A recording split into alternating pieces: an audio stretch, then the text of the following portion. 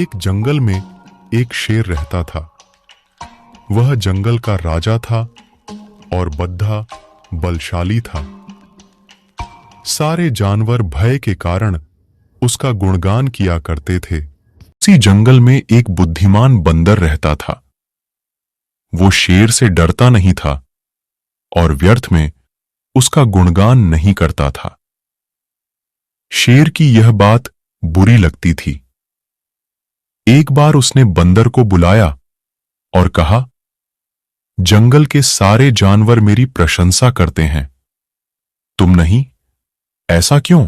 मैं किस बात पर आपकी प्रशंसा करूं? बंदर ने पूछा। मैं बलशाली हूं। जंगल के सारे जानवर मुझसे डरते हैं। वनराज, मैं बल को नहीं, बुद्धि को श्रेष्ठ मानता हूं। इसलिए मात्र बल के कारण मैं आपका गुणगान नहीं करूंगा। बंदर बोला। यह बात शेर को बुरी लगी और दोनों में विवाद हो गया। विवाद का विषय था, बुद्धि श्रेष्ठ है या बल। शेर की दृष्टि में बल श्रेष्ठ था, किंतु बंदर की दृष्टि में बुद्धि। दोनों के अपने अपने तर्क थे।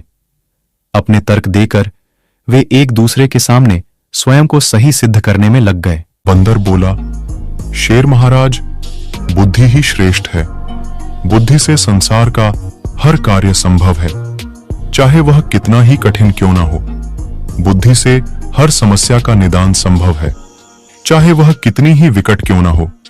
मैं बुद्धिमान हूं और अपनी बुद्धि का प्रयोग कर किसी भी मुसीबत से आसानी से निकल सकता हूं।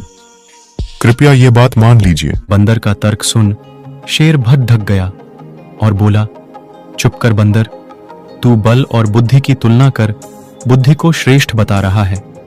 बल के आगे किसी का जोर नहीं चलता। मैं बलवान हूं और तेरी बुद्धि मेरे बल के सामने कुछ भी नहीं। मैं चाहूं तो इसी क्षण इसका प्रयोग कर तेरे प्राण ले सकता हूं। बंदर कुछ क्षण शांत रहा और बोला, महाराज, मैं अभी तो जा रहा हूं, किंतु मेरा यही मानना है कि बुद्धि बल से श्रेष्ठ है।